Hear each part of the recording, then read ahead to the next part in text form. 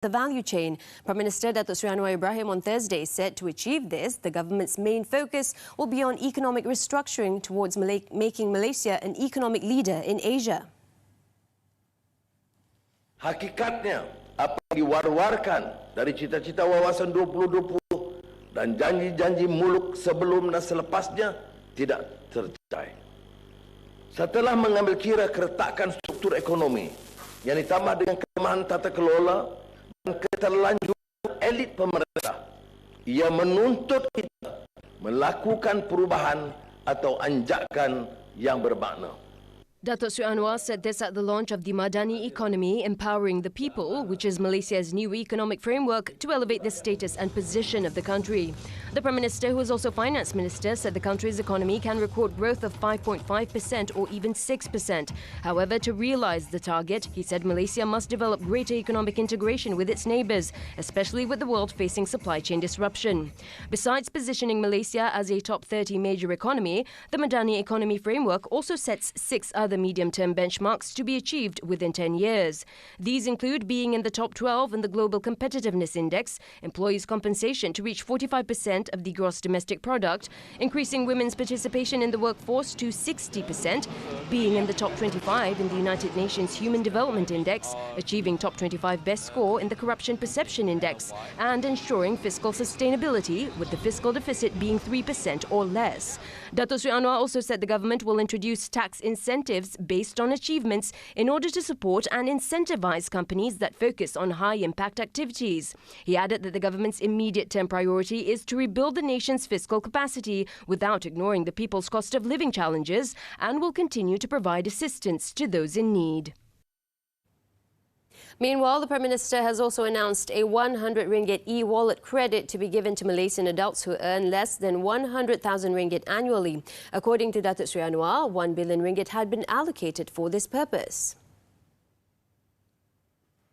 Melihat kepada kejayaan dan impak besar program e-tunai, kerajaan bersetuju untuk menawarkan kredit e-tunai sebanyak RM100 kepada semua rakyat dewasa Malaysia yang berpendapatan RM100,000 setahun dan ke bawah. Datuk Seri Anwar, who is also the Finance Minister, said the aid is expected to benefit 10 million people in the B40 and M40 income categories.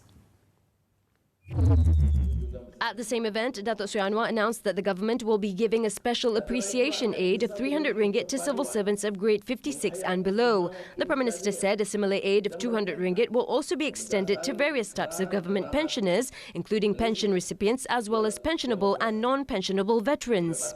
Dengan pemberian permulaan ini, diharap penjawat awam akan terus berusaha gigih untuk menyokong hasrat kerajaan dan pembaharuan ekonomi madani, memberi perkhidmatan terbaik sekaligus membantu ruang fiskal kerajaan agar kerajaan dapat merealisasikan gaji baru perkhidmatan awam menjadi kenyataan.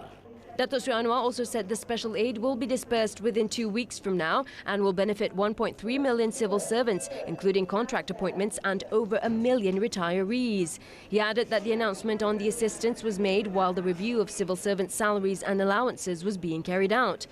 At a separate event later, he stated that the proposed new salary and retirement scheme for civil servants will need up to 8 months to study before it can be brought to the Cabinet for approval, subject to increase in the country's revenues. On July 13th, the Prime Minister said that the civil servants' remuneration will be streamlined in phases based on the government's financial capacity. Meanwhile, the government has set aside 10 million ringgit to facilitate the licensing of unregistered nurseries and childcare centres in the country. Datuk Seri Anwar said the move was among a number of initiatives to be implemented by the government to encourage mothers to return to work and bridge the gender divide in the labour market. Salah satu inisiatif ekonomi penjagaan, care ekonomi, termasuklah menyediakan pusat jagaan kanak-kanak mampu milik yang dilihat berupaya meningkatkan kadar penyertaan ekonomi wanita di dalam pekerjaan. Maka termasuk memudah cara proses pendaftaran dan memperluas program pemutihan taska dan pusat penjagaan kanak-kanak yang belum berdaftar dengan peruntukan 10 juta ringgit. He said the rate of participation of women in the labour force was at a low 55.5% and should be raised to 60% for Malaysia to be more comparable in terms of the regional economy. On a separate matter, the government is also enhancing the loan scheme under the Housing Credit Guarantee Corporation by providing financing guarantees of up to 120% of the house price, valued up to 300,000 ringgit. Datuk Sri Anwar said the 120% guarantee would cover all home ownership costs through the loan, including the principal financing amount, legal fees, valuation fees, insurance, furniture purchase and renovation costs. Meanwhile, the government, together with government-linked investment companies, GLICs, will invest an additional 1 billion ringgit through matching with private funds to support local startups and encourage technopreneurs. The additional matching grants were among the efforts to be undertaken by the government to internationalize local startups and small and medium-sized entrepreneurs. On the Payung Rahmah program, Datuk Sri Anwar said the initiative will continue to be strengthened to address the cost of living challenges. The Prime Minister said the initiative, which was the brainchild of the late Domestic Trade and Cost of Living Minister Datuk Sri Salahuddin Ayub, would be an inspiration for the unity government to do its best for the country. Now, economist Professor Jeffrey Williams considers the country's goal to be among the world's top 30 largest economies within a decade as achievable. However, this requires a comprehensive evaluation of the economic landscape, the distribution of income and its impact on the standard of living for every Malaysian. We also need to look at not just the overall level of income, but also the distribution of income and how being amongst the top 30 economies in the world is helping people in terms of their actual standard of living and in terms of income per person and per household and per family, rather than just looking at it as a target to compare with other large countries. And in particular, we need to look at things such as what does that mean in terms of access to some of the key things that we look for when it comes to quality of life. Access to education, access to good healthcare, access to pensions, access to long-term opportunities, access to choice in different types of jobs.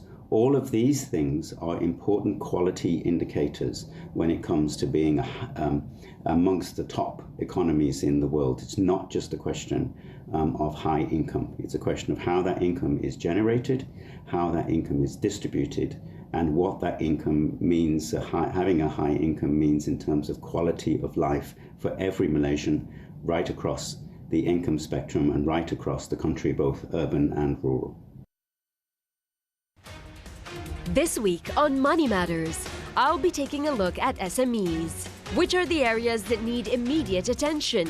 Expanding operations, but having problems getting loans. Are businesses quickly adopting to digital technology? And how to promote high-quality development of these businesses? I'll be speaking to Datuk William Ng of Samenta this Saturday at 5 p.m. only on TV3 and live HD stream on Tuntun. Now, the government is looking at some drastic measures, including the need to increase study hours for reproductive health lessons in order to curb social ills among youngsters, especially the alarming rate of sexual activities involving teenagers. Deputy Prime Minister Datuk Sri Ahmad Zahid Hamidi said the issue is a major concern, considering some teenagers as young as 13 years old were involved in sexual activities.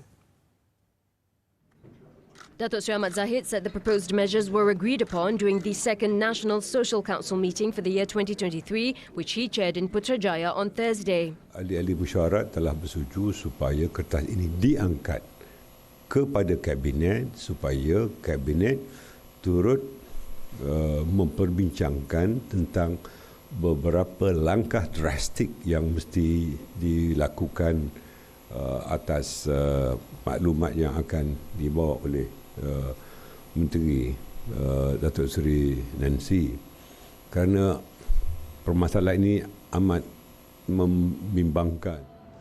A Malaysian population and family survey in 2014 revealed that over 31.2% of the respondents admitted to losing their virginity at the ages of between 13 and 15 years old.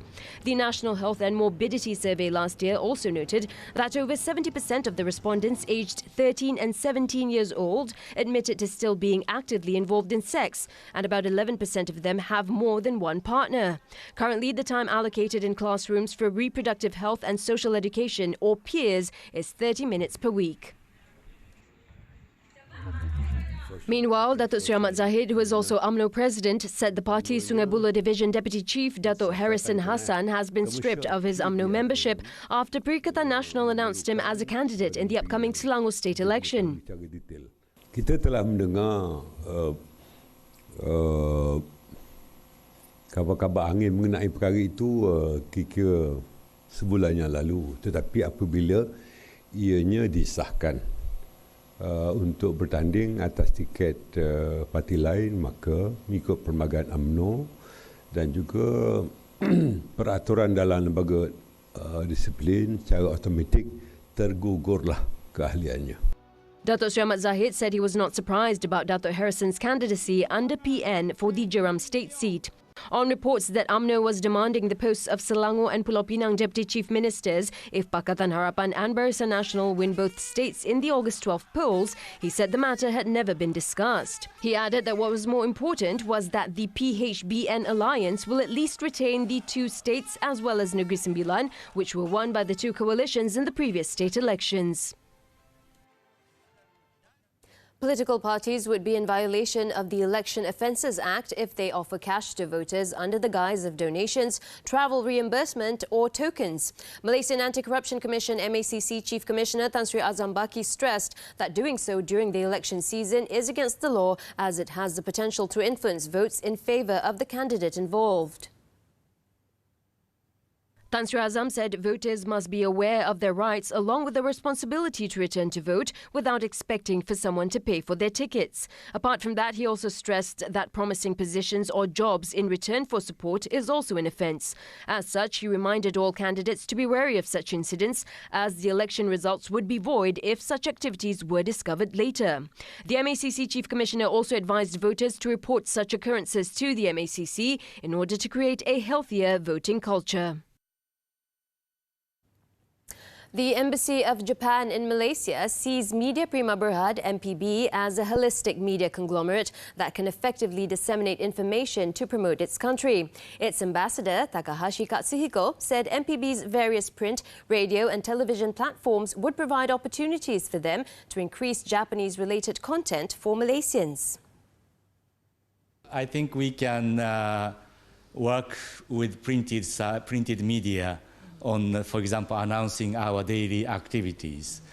For radio, I think also we can provide some information and soft touch conversation on what Japan is doing. On TV, of course, impression is becoming more important. So like documentary and others is maybe the possible area. Takahashi said this during his first corporate visit to Sri Pentas since becoming ambassador in 2021, where he was given a special briefing by MPB Group Chairman Datuk Sri Dr. Syed Hussein Al-Junaid. On the relationship between Japan and Malaysia, the ambassador said it was excellent not just economically, but also culturally. He shared that there were over 1,600 Japanese companies investing in Malaysia, and the numbers had grown despite the tough challenges during the COVID-19 pandemic. During the visit, Takahashi was also taken on a tour of the Rev Media Group office, Media Prima Audio's Radio Conti, as well as the news and editorial operations. He also had the opportunity to explore his newscaster skills by reading a piece of news on the set of Nightline TV3. Also present were Media Prima Audio Chief Executive Officer Nazri Noran, Media Prima Television Network's News and Current Affairs Deputy Group Editor Azhari Muhyiddin, and New Straits Times Group Editor Farah Naz Karim. After this breather, Philippine boat capsized leaves dozens dead. The details when we return.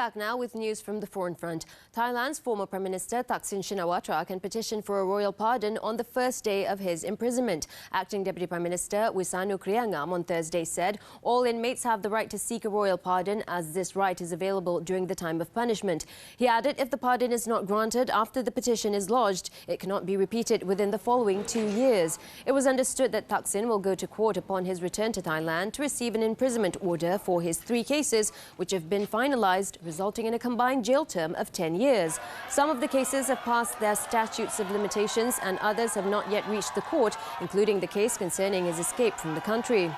Thaksin, who served as Prime Minister from 2001 to 2006, has lived in self-imposed exile since fleeing the country in 2008 to avoid facing time in prison. In the Philippines, at least 25 people were killed on Thursday after a passenger boat capsized off the waters of Binangonan due to strong winds. According to the Philippine Coast Guard, PCG, the incident occurred at about 1 p.m. local time after the motorized boat was battered by fierce winds. The sudden force caused panic among the passengers, leading them to shift to one side of the boat, which caused the vessel to capsize. Based on the PCG report, the MBCA Princess Aya was heading towards Talam Island from Binangonan port when it encountered a sudden gust of strong wind some 45 meters away from the shoreline of Barangay Kalanewan. The exact number of people on board was not immediately known, but the authorities said 40 individuals have been rescued and a search is ongoing for 6 missing people. The Philippines, an archipelago of more than 7,600 islands, has a poor record for maritime safety, with vessels at times overcrowded and many aging ships still in use. Typhoon Doksuri lashed southern Taiwan on Thursday after battering the Philippines, where the storm's ferocious winds and rains triggered floods and landslides that killed at least 6 people. After lashing the Philippines, it was reported that the storm was heading towards the southern Taiwan Strait with maximum winds of 191 kilometers per hour on Thursday morning. This prompted the Taiwan's Weather Bureau to issue wind and rain warnings for the southern part of the island, including the major port city of Kaohsiung, where businesses and schools were closed and landslide warnings were issued. All domestic flights were also suspended on the island and a handful of international flights were cancelled, while railway services between southern and eastern Taiwan were shut. The storm is expected to weaken further as it moves across the South China Sea before making landfall in southeast China on Friday. Over in the U.S., at least 6 people were injured in New York on Wednesday when the top portion of a construction crane caught fire and crashed into a Manhattan street during the morning rush hour. Officials said the incident unfolded at about 7:30 a.m. local time in the area of 10th and 11th Avenues and West 41st and 42nd Streets near the Hudson Yards complex. Firefighters and rescue personnel arrived at the scene just as the crane fell, apparently responding to the blaze that had erupted in the cabin before the collapse. The injured included 4 civilians and 2 firefighters, but none of the injuries are reported to be life-threatening. Wednesday's accident came 15 years after a crane collapsed in the Turtle Bay neighborhood of Manhattan's east side, killing 7 people.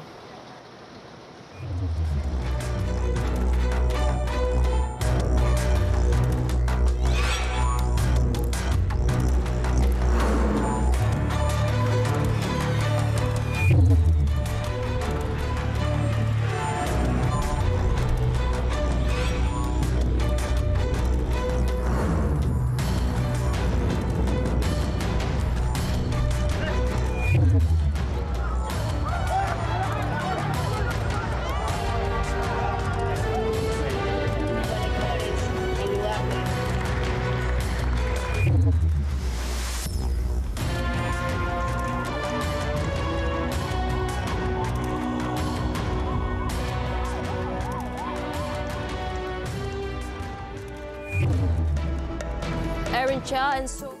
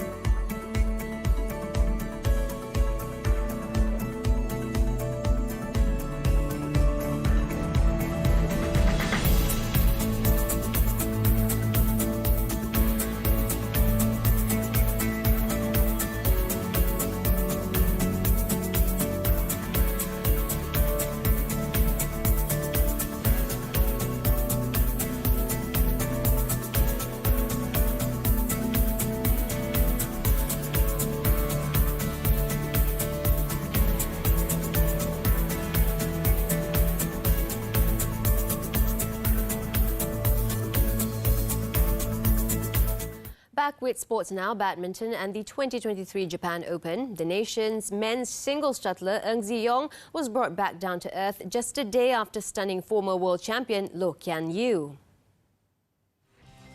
The world number 21 fell 21-17, 21-14 to Japan's rising star Koki Watanabe, who had won the Swiss Open in March. 23-year-old Ji-yong could not match the world number 33's momentum as he suffered a setback against the Japanese.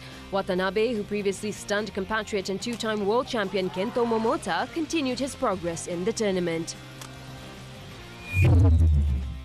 Meanwhile, it was also the end of the road for women's pair Pearly Tan and Tana'a. China's world number one Chen Qin-chen, Jia Yifan once again proved too strong for the pair when they beat the duo 21-15, 21-13 in the second round, just a week after they were sent packing by the same opponents in the Korea Open.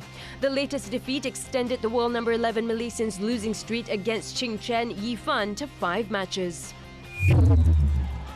The only light at the end of the tunnel came through the men's doubles event when world champions Aaron Chia, So Woo-yik brushed aside their Indonesian rivals Bagas Maulana, Muhammad Shohibul Fikri 21-12, 21-10. The duo's progress into the quarterfinals was heartwarming as fans hoped to see them bounce back from their last 16 exit at the Korea Open last week. They will face Japan's Takuro Hoki and Yugo Kobayashi in the next round. Turning to tennis, the 2023 Hamburg European Open, Casper Ruud put the pain of losing in the Bastard final to one side as he defeated Argentine Sebastian Baez to reach the second round. The Norwegian, who is making his fourth appearance at the ATP 500 clay court event, defeated the 22-year-old Baez 6-3, 1-6, 6-3. Ruud started off strong before falling apart in the second set against Baez, but the world number 4 gathered his composure in the third set to seal his win in just under 2 hours. He will next face Chilean qualifier Christian Garin in the second round. Also through to the next round was Andrei Rublev. Rublev saved 3 match points as he clawed past Bernabe Zapata Miralles to win 5-7, 6-1, 7-6 and move into the second round. The second seed fought back after losing the first set to beat the Spaniard after a grueling 2 hours, 53 minutes on court. The world number 7 will play German Daniel Altmaier next. Earlier, Germany's own Alexander Zverev also advanced with a straight-set 6-3, 7-5 win over compatriot Maximilian Marterer. The 26-year-old Zverev prevailed with a solid performance as he wrapped up the contest within a couple of hours. The hometown boy will next face Luca van Asch of France in the quarterfinal. Still to come, 3 killed after being run over by several vehicles. Don't go away.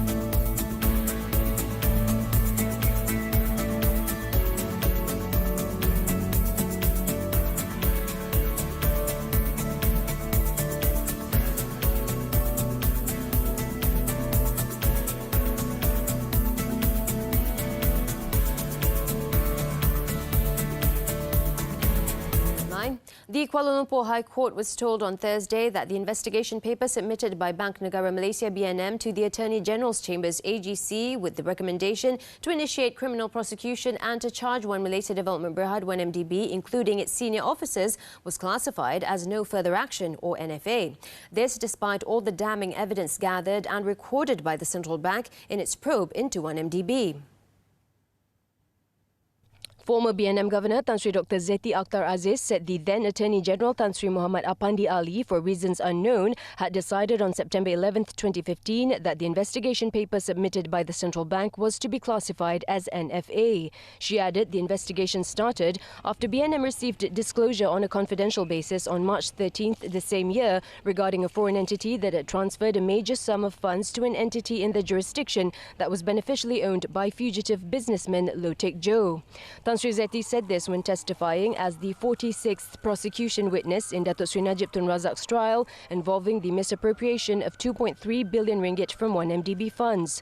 She also said she was never informed that the then Prime Minister would be receiving any donations via his bank account.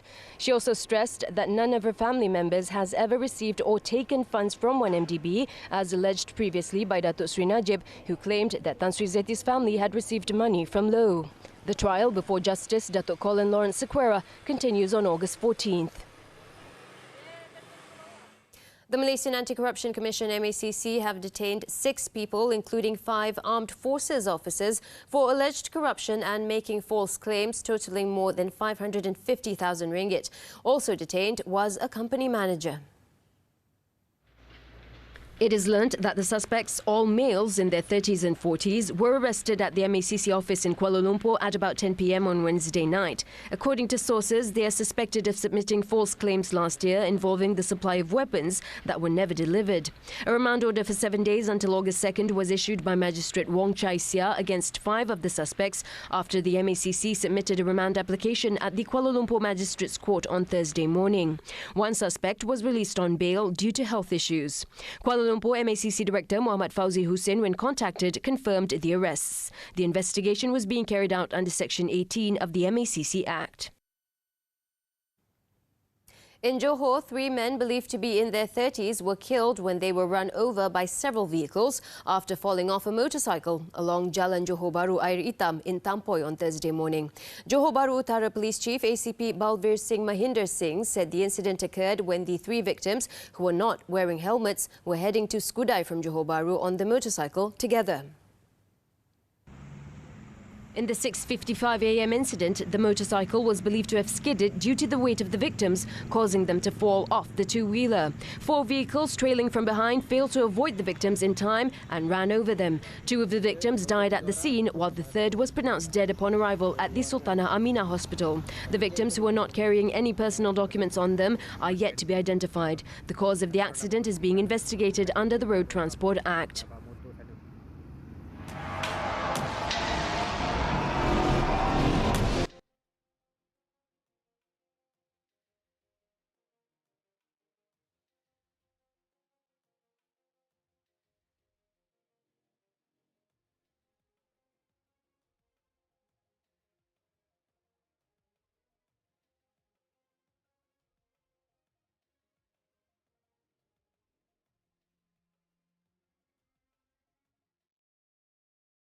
That wraps it up for us. As we wrap up Nightline, let's take a look as China's Hongying Red Eagle aerobatic team thrilled spectators with dazzling aerial stunts at the ongoing Changchun Air Show in northeast China's Jilin province.